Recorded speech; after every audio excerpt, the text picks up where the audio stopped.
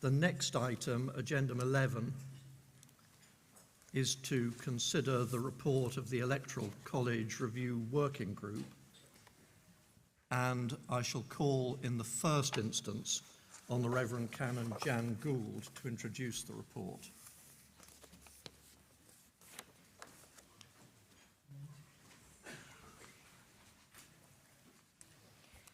Archbishop Chair, members of governing body, Jan Gould, elected cleric from the Diocese of Llandaff.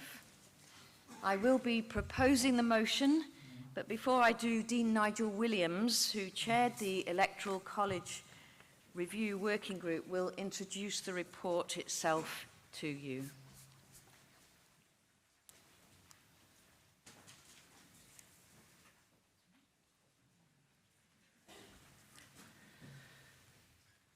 Thank you, Jan. Archbishop, Chair, members of the governing body, Nigel Williams, Dean of St Asaph and non-member of the governing body.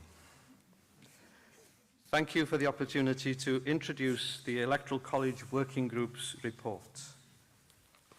Many of you will remember a similar report was presented to the governing body in September 2019 in Swansea, prepared by a previous iteration of the working group. As the opening pages of the report you have before you explain, last year the Standing Committee commissioned a second working group to make further recommendations in the light of comments made by members of the governing body during the 2019 debate and queries and comments made by others since. As you will see from page 2 of the report, our recommendations here support many of the previous working group's recommendations, but we reached different conclusions in some significant areas. Also, our recommendations were able to reflect some of the points of learning picked up from the pandemic and its impact on how we are now able to meet online as well as in person. This report represents a further development of the recommendations made by the previous working group, and I would like to acknowledge the excellent work undertaken by that group, led by the Reverend Canon Stephen Kirk. That group did the hard work and allowed our working group to have a much simpler task. Like the previous reports, we recommend a two-stage process, comprising a preparatory stage during which the vacancy in C is advertised, followed by an election. During the preparatory stage, the vacancy would be advertised as widely as possible and applicants required to submit standardized paperwork. Applicants will then be shortlisted. We envisage the shortlisting being undertaken by a small committee which we have renamed the Shortlisting Committee. The Electoral College will then meet to discuss and discern the shortlisted candidates. The working group agreed that as a principle, bishops should continue to be elected, and advertising the role publicly, rather than relying on nominations as we have done, is a much more desirable, fair and transparent arrangement. The Electoral College will have the opportunity on the first day of the college gathering to meet the shortlisted candidates. Pages 12 and 14 of the report set out the details here. We also recommend that the general structure and arrangements of the Electoral College, including its makeup, remain largely as currently constituted. But we have reached different conclusions in a number of important areas. We are aware that there were some aspects of the previous report's recommendations which gave some cause for concern, and we hope our new proposals address these. I'll work briefly through the most significant of those areas. Firstly, the shortlisting of candidates. We recommend that it is the Electoral College which appoints the shortlisting committee. In the previous reports, this task fell to the Standing Committee, and in an earlier iteration of the report, to the Bench of Bishops. The working group felt that the Electoral College, having the responsibility for this, retained the college's position as the body within the Church in Wales for dealing with the election of bishops. It is in control of the whole process. We recommend the shortlisting committee consists of a slightly different membership than that recommended previously, but they will be members of the Electoral College. The working group did not support the conclusion of the previous working group, where the membership of the shortlisting committee, then named the preparatory committee, was drawn from outside the Electoral College. A prefatory meeting of the Electoral College, making use of our newly established proficiency with video conferencing technology, will appoint the shortlisting committee. This will also be an opportunity for any other details about the operations of the college to be worked through. Cross-membership between the shortlisting committees and the Electoral College mean that there is no longer a need for a facilitator, a role which was quite a significant one within the previous working group's proposals. The details of the shortlisting committee and its membership are set out on pages 6 and 7 of the report. You will see from page 10 that the working group feels all the candidates should apply.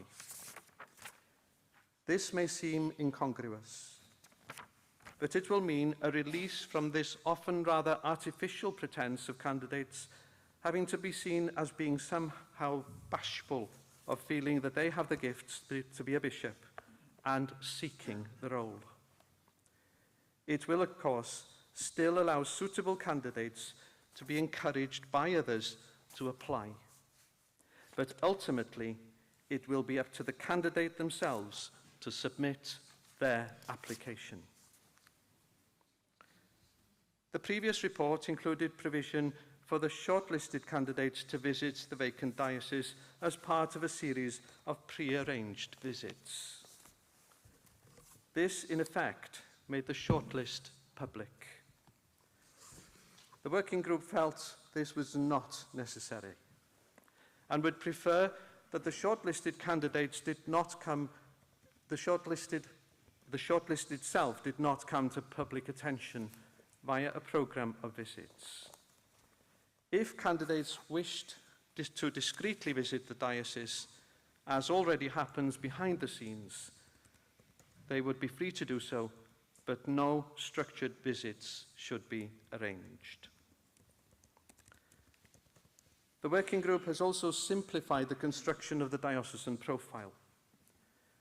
We suggest that this is formed of a series of documents which include the latest diocesan annual report, which will provide the facts and figures of the diocese, supported by a series of short statements prepared by the Diocesan Standing Committee and the diocese elected members of the governing body. The details of our proposals here are set out on pages 8 and 9 of the report. The working group has made some slight alterations to the recommendations relating to the ballots and the election of the bishop-elect. The previous report suggested that on the final day of the college, it may decide to conclude the final ballot by simple majority, rather than the two-thirds majority, having removed the lowest scoring candidates in each of the previous ballots on the final day. The working group felt this arrangement should be an option open to the college, rather than being a hard and fast requirement. It may be, in some circumstances, that this would be a helpful provision, but in others, simply unfair and unnecessary.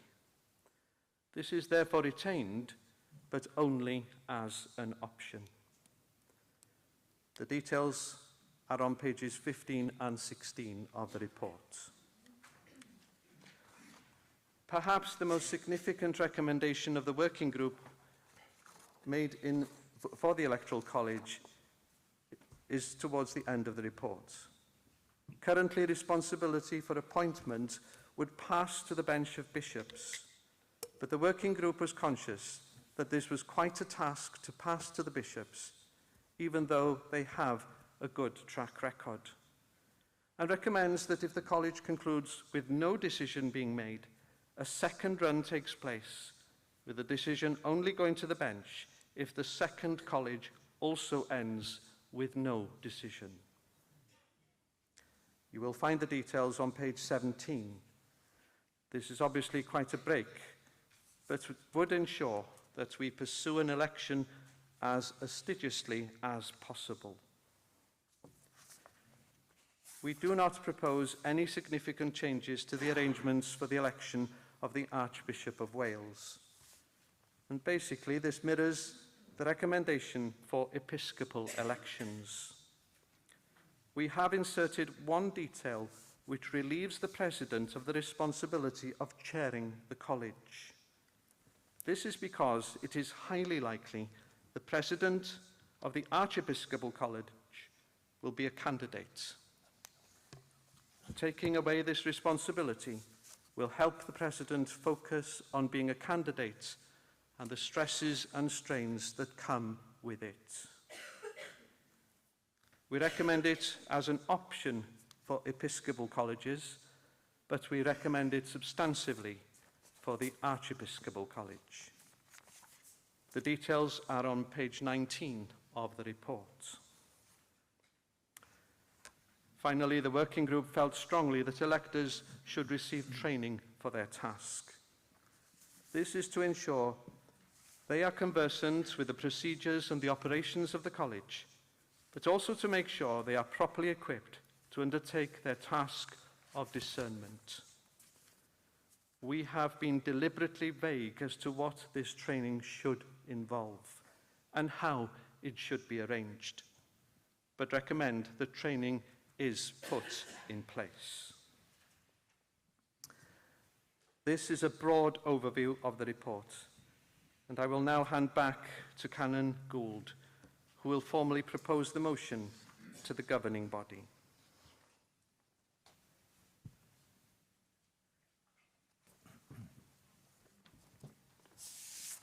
Thanks, Nigel. I've been present at a number of electoral colleges, and I'm very pleased to propose the report to the governing body and the developments that it recommends. Nigel has talked about the report itself. I would like to talk about the impact of some procedural innovations which the electors participating in the Electoral College that was held in January in Llandaff employed. These were along the lines of some of the measures recommended in the report and what were permitted within the current constitutional framework. In advance of the college, the electors met online and agreed to make some innovations to the usual process to try to find a way where candidates could be sought widely and fairly. So nominations were received in a uniform way. Electors were provided with nomination information in advance of the college, so we had time to prayerfully consider it. And the first day of the college was used to create a short list of candidates it wished to meet and interact with on the second day. A notice was posted in the Church Times inviting nominations with a deadline for these to be submitted. Nomination information was then sent out to the electors, and therefore by the time the college gathered in the cathedral, we had a clear set of candidates from which nominations could be made, with clear and consistent information. And by the end of the first day of the college, we had a short list of candidates. We met with those candidates on the second day of the college for an hour's worth of interactions. And by the end of the second day, we had made an election. And almost as importantly, the college had felt like a much more relaxed and positive experience.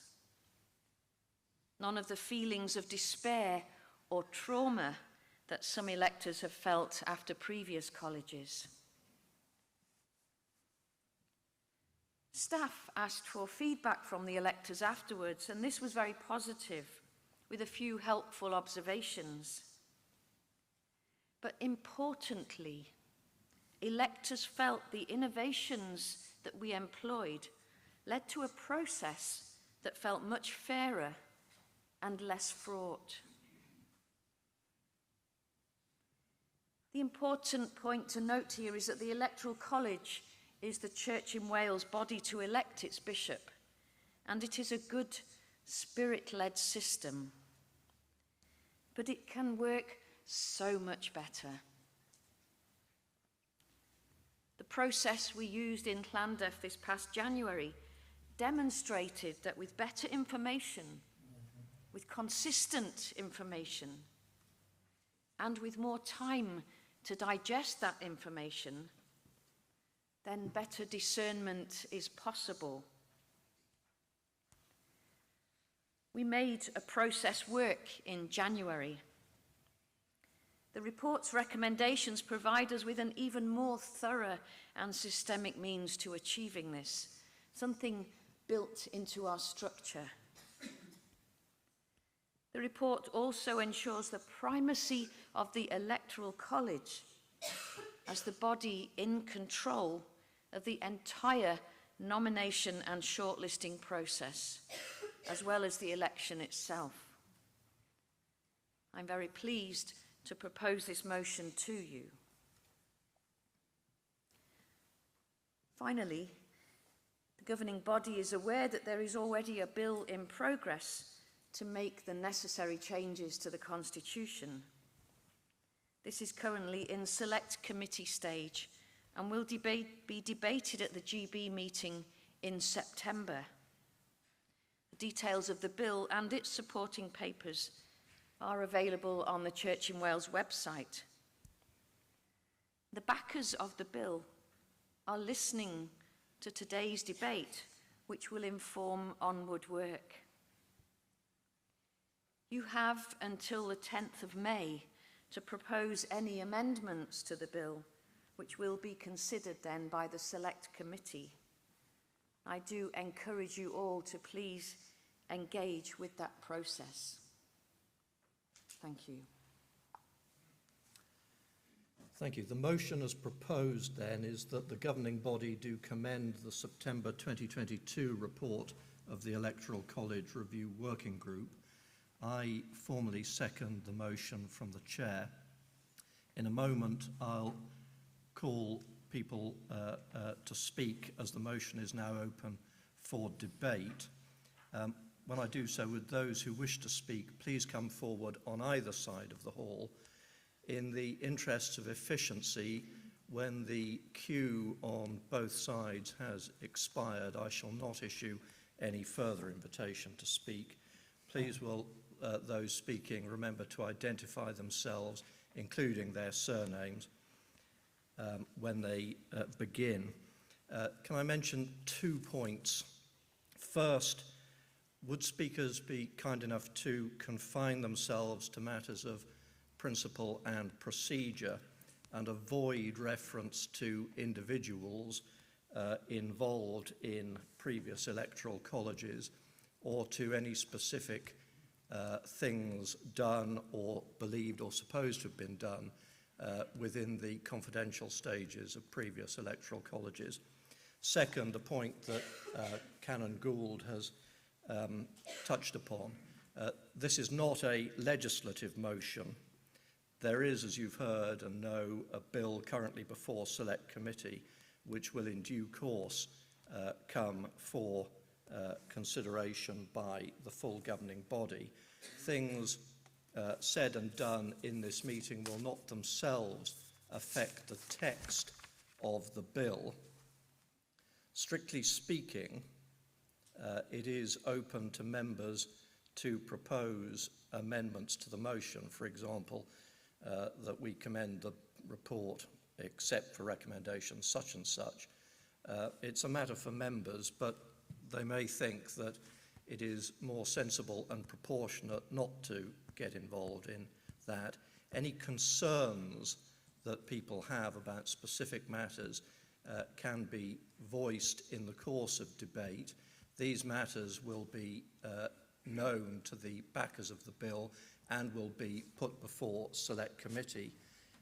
There is opportunity to make representations to Select Committee by the 10th of May and to propose amendments to the bill if Select Committee isn't already minded to make any amendments, and the bill itself will come before governing body in due course for debate. So would those wishing to speak please come forward?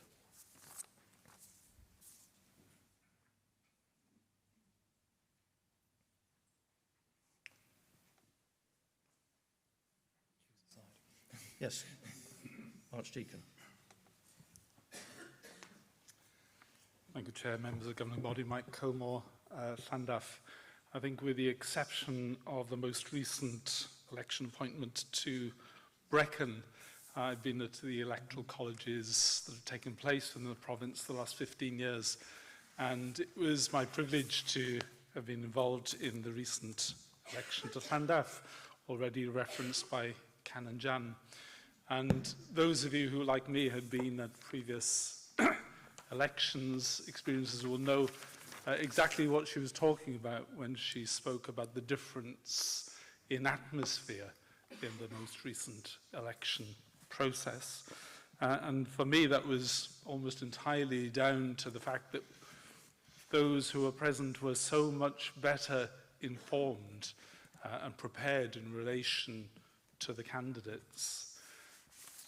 From my perspective, anything that we can do to increase our level of understanding about candidates is going to lead almost automatically to better decisions.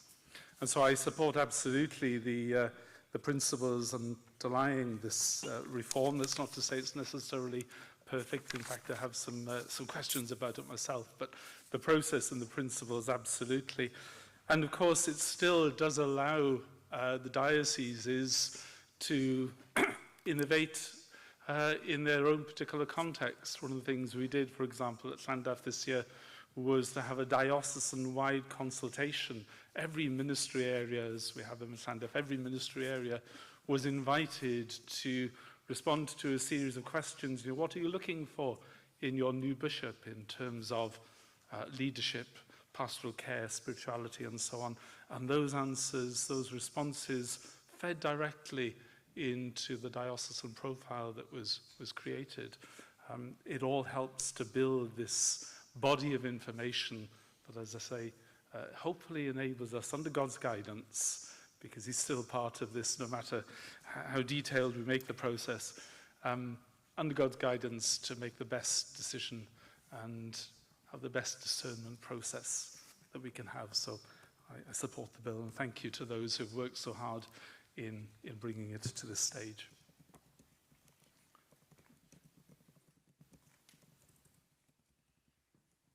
Thank you, Chair. Members of governing body, James Henley, Diocese of Monmouth.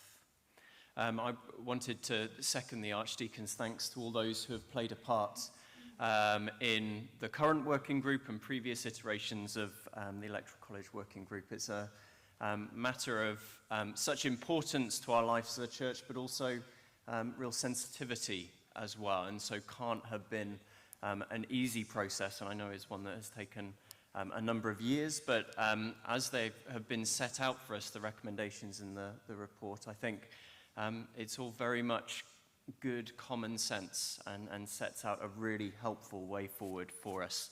I simply have two questions seeking clarification, really, one more general, one slightly more specific. The first relates to those recommendations in the review group's report, which do not relate directly to the constitution of the Church in Wales and therefore are not included in the content of the proposed bill.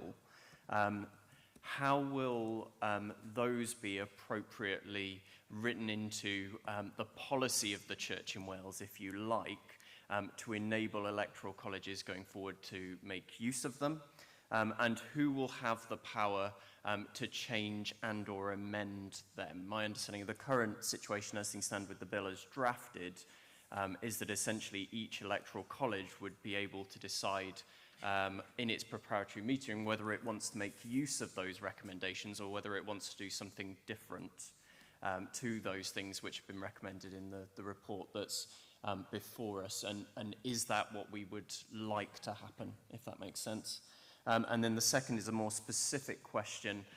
There's a recommendation in the report that no candidate under consideration for the role of diocesan bishop would be able to serve on that electoral college.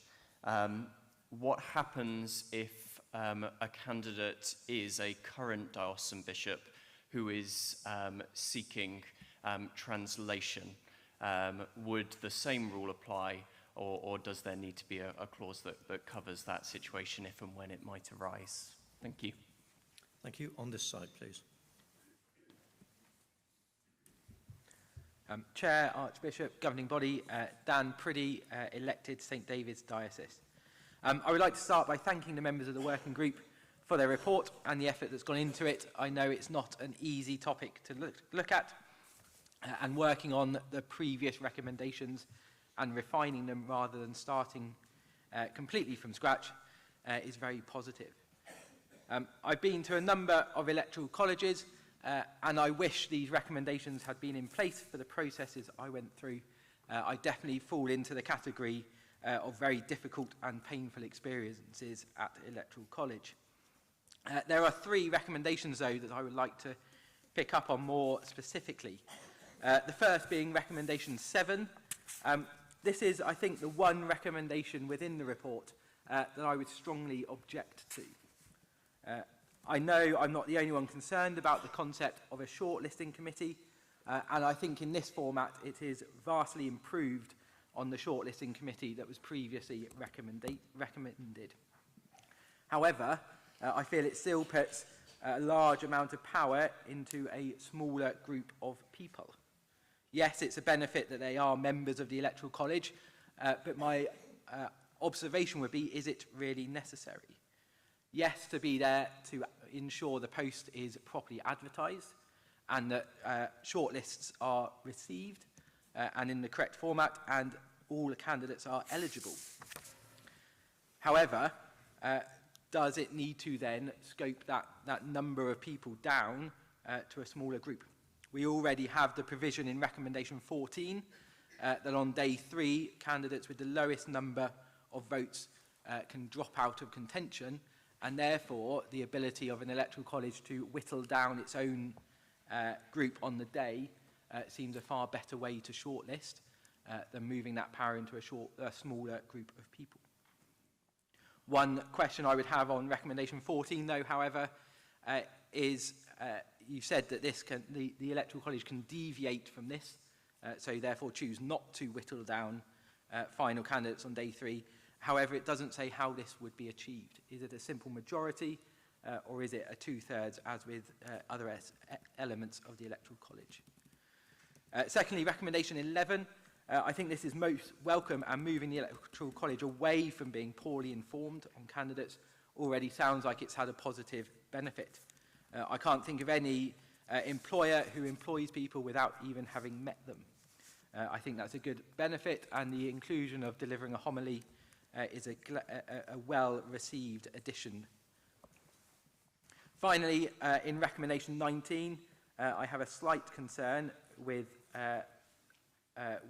the recommendation around the archiepiscopal election, but cannot think of a workable solution. So I leave that to brighter brains than me. I feel there's a risk with bishops being able to self-deselect, that there's the possibility of the bench being able to remove the power of the electoral college by deselecting all but one candidate. I'm sure brighter people can think of the suitable provision here. Obviously, we don't want to force bishops into a role that they do not wish to pick up, but I feel there's a risk of having a lame duck electoral college with only one candidate, and therefore bringing a body together with all that provision to look at one shortlisted candidate. I'm sure someone can think of something there. I support the provision, but really do ask that the role of a shortlisting group be re-examined. Thank you.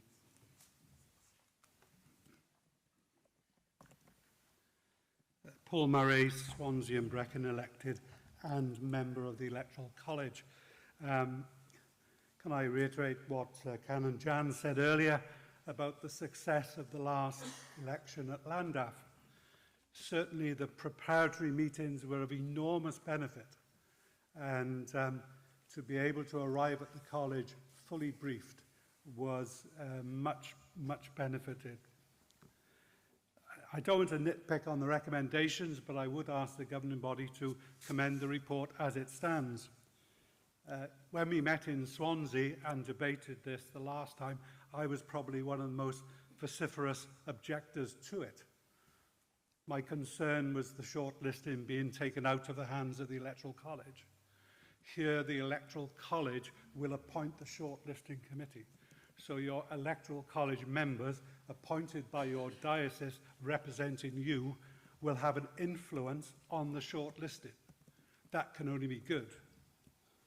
I'm not concerned about numbers because I don't think there will be a massive uptake on applications to be a bishop. I think they're probably mad if they do anyway, but I can't see that being a major issue. So that certainly made my objection overridden. I think to have shortlisted candidates not members of the Electoral College is most beneficial. And it's most beneficial to the individual, because I think nominated candidates sitting within an Electoral College can be very hurt. I've experienced that. I do not like it. So I think by taking them out of the system completely, they will just know whether they've been successful or not successful. The other issue I had was the balloting, where in Father Kirk's excellent work with his committee suggested that the lowest candidate be dropped. I was concerned that you could end up with 3 candidates polling very similar votes and that we could lose possibly a compromise candidate. At least in this system on day 2, we can look at it, and I think there is a natural drop-in of a candidate. And I think those who have sat on electoral colleges will understand the dynamic, that these are natural things that happen. And even the fact that the Electoral College makes its own rules, we become a close-knit group during those days. Not only during the day of the college, but during the evenings, having meals together and talking. And I think as a group, I think that will work, and they will decide whether to drop candidates. And my final comment is on the confidentiality agreement, which I know was broken on the Llandaff election because I was told of the number of votes a particular candidate had within hours of it being taken. And so bringing the members of the Electoral College into the disciplinary tribunal is essential. And I think that anybody who goes to an Electoral College and can't keep their mouth shut are a disgrace. Thank you.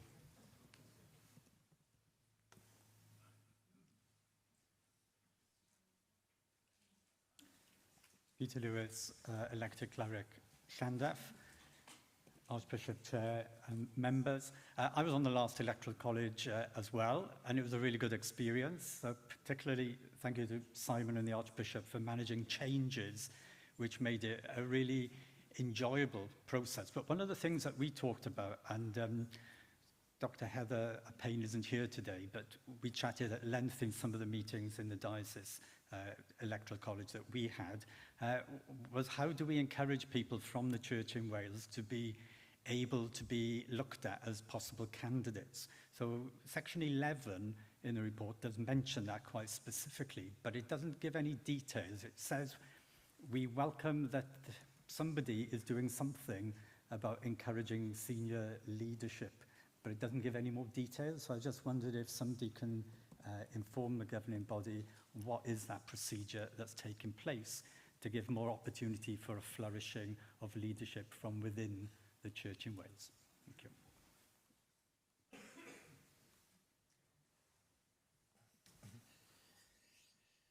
Richard Wood, elected Bangor, Archbishop Chair, members of governing body. In addition to what James said about elements of this that won't be covered by the Constitution, it'd be interesting to see how that's worked out. I think much of this applies to that. 5 brief points. One, I think a possible oversight. The report makes no mention of how the Electoral College itself is formed, is elected. I do not believe that we currently have a standardised application of process across the province for that. So that process could and perhaps should be reviewed and then uniformly applied across the province. The potential deliberate omission, the retained process for the appointment of assistant bishops, and this is very much not a comment on current or recent holders of that post. There's a concern that I have about how assistant bishops, once they're in post, have concerns about the future when a Darson bishop may move on. So potential to consider that as well. And then a disagreement that I have, that for application, not nomination. To me, this feels like a response to an unhelpful diversity of supporting biographical and supporting material for candidates. Bishops are called by God from within the church, and the church should be proactive in that. I think that nomination is an important cultural aspect of candidates for election as a bishop. Nomination with good process should be able to solve the problem. I disagree that it should be application rather than nomination. A disappointment that the sermon to be given, which I think is a wonderful addition, be on a set text. Part of the process of sermon preparation can and perhaps should include discernment of the passage on which to preach. I see no reason for it to be a set text. And lastly, a concern. The possibility, and I think this echoes James's point, the possibility of the Electoral College setting rules for the preparatory meeting and process of which the church at large is unaware and which can either change or become set in stone without opportunity for that to be considered. So 5 points, but I support the motion very much and I look forward to engaging with the bill. Thank you. Thank you. On my right, please. Archbishop, Chair, members of the governing body, Mark Thomas, elected cleric, Swansea and Brecon. Just a very, very small point, which I think it would just be to draw out something that's positively already there in recommendation 7.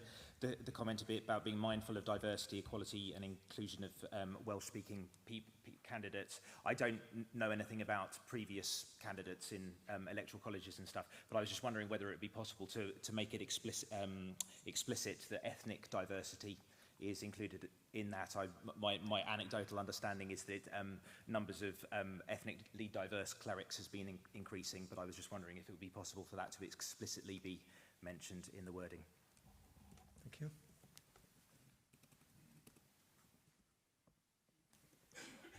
Naomi Starkey, elected cleric, Bangor. A couple of the people over there have touched on this. I wanted to say a bit more about recommendation 22 and to warmly commend it, but to kind of say, I think this is such a matter of urgency that if we're wanting to grow leaders within the Church in Wales to then lead the Church in Wales, the work needs to start at the very beginning, kind of in the very first formational process in selection for training and training for ministry before ordination. There's much talk of formation, but after that, it seems to be kind of a bit more voluntary. I don't know if that's quite the right term, but this sense of whether it's bishops or CMD or whatever, constantly looking out for ongoing formation of people who have a particular charism for leadership that could be extended in the wider church. particularly the use of the Welsh language, gender equality. We just heard about different ethnic groups and so on. But this is something that needs to be happening now for the senior leaders of 15 years' time. And I think where that hasn't happened and things have been much more ad hoc, then there can be this sort of the difficult situation where there doesn't seem to be anyone obvious. And of course there are many people out there but maybe haven't had the formational process that they've needed to bring out their senior leadership potential. So recommendation 22, really, really good. Can this happen now? Thank you.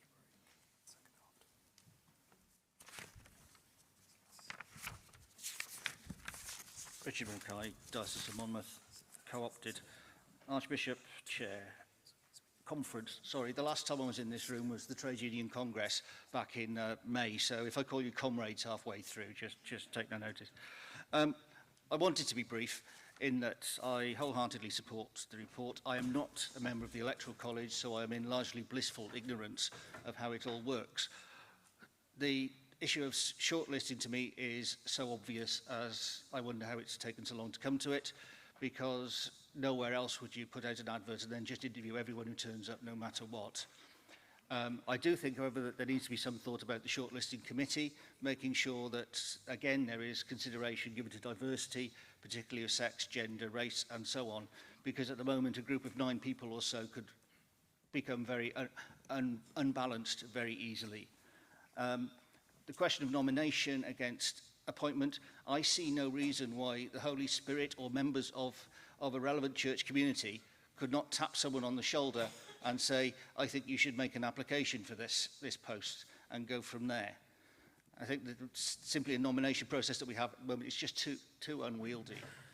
And finally, everybody seems to think it's a good idea for the candidates to give a short homily. Now, I'm not a full-timer, and so perhaps my sermons are not quite as well prepared as those who have more time to do them.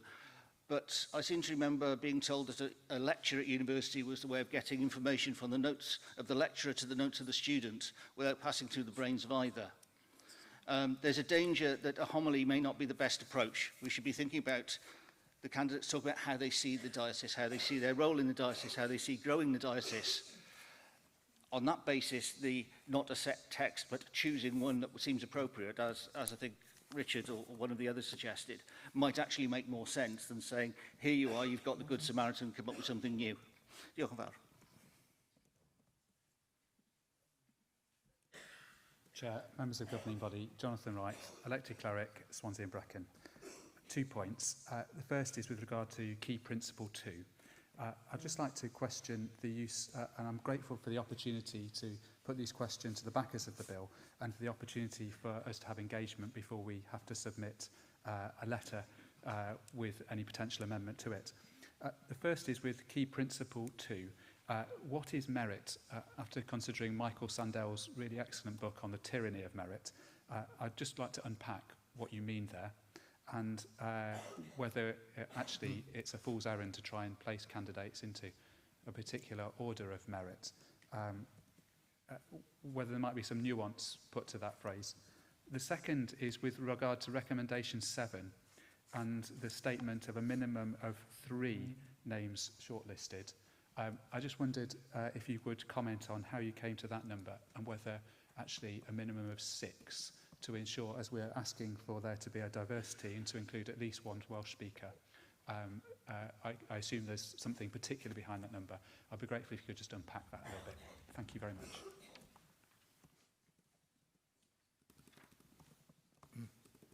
Ian Black, Dean of Newport, nominated Dean, Chair, Archbishop, fellow members of governing body. It's recommendation 22 I want to refer to, which is about this continuing ministerial development schemes. And just a word of caution. And it is that while I fully support developing people for mission and ministry in the life of the church today and what we can't see of tomorrow, I think that's something that needs to be across the board. And there is a danger of creating a culture of how we train our next leaders for the next what's coming. And just remember, there's a God of surprises who has a fantastic sense of humour and calls people that we might not put on those development courses.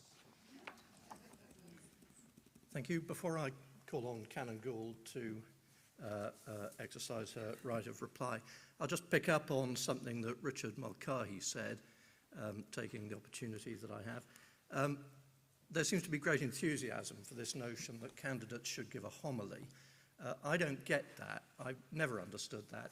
That's partly, I think, because I have an innate repugnance to the idea that preaching should be turned into some kind of test.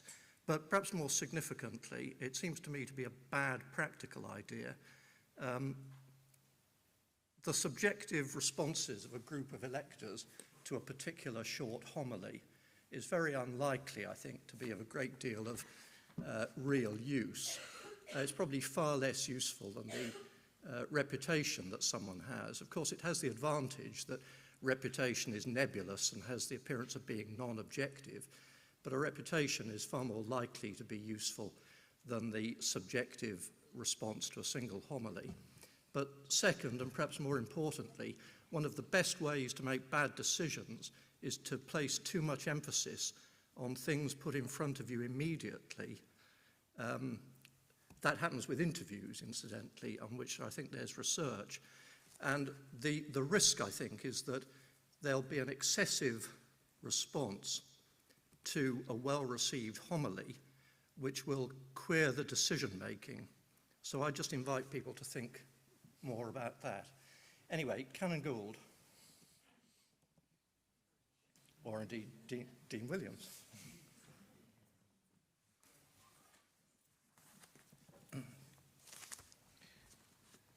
Archbishop, Chair, members of governing body, I think a lot of the responses that have been going on, some have answered the questions that have already been raised, but just to respond to some of them.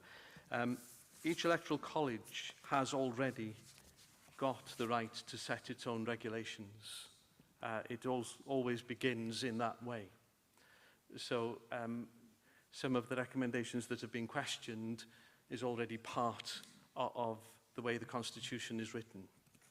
I said that there isn't much of a change in that. I suppose the biggest change that can happen now is in the meetings that happen beforehand, the preparatory meetings online, where we can save a lot of time. Candidates with not being able to participate in the college and what happens if a bishop is nominated, we would recommend, for the sake of the candidates, that they are not present even if they are already a bishop in the Church in Wales. It can be a very painful process to be there as part of the voting process in particular. So we would recommend that even if a bishop is nominated or applies, that they shouldn't be part. The reason for 3 candidates being recommended is the amount of time that the Electoral College has got to deliberate. It only has 3 days. The interaction isn't just in terms of a sermon. There was interaction for an hour with each candidate on the second day, as it turned out in the last college. There is an opportunity for that interaction to take place, and it can be in whatever form the college decides. A sermon is only one aspect of it. We felt strongly it should be a set text so that everybody was working on a level playing field and nobody could use one that they prepared earlier, maybe. 2/3 on the final day was what we came up with, and we thought that that should be the guiding principle, but allow the freedom for the college to be able to change that if it feels necessary, which it has always had the right to do. And the senior leadership question, it is something that is a piece of work ongoing in the Church in Wales. We didn't feel we could comment any further on it. My understanding is that it is taking place at St Padarns in consultation with a bench and also with a ministry development officer who is very new in post. So with those few responses, I'm happy to respond to anything else if I haven't covered anything. Thank you, Chair. Good, thank you. The motion then is that the governing body do commend the September 2022 report of the Electoral College Review Working Group. The decision is by simple majority of governing body. Would those in favour please show? Would those against show? Any abstentions?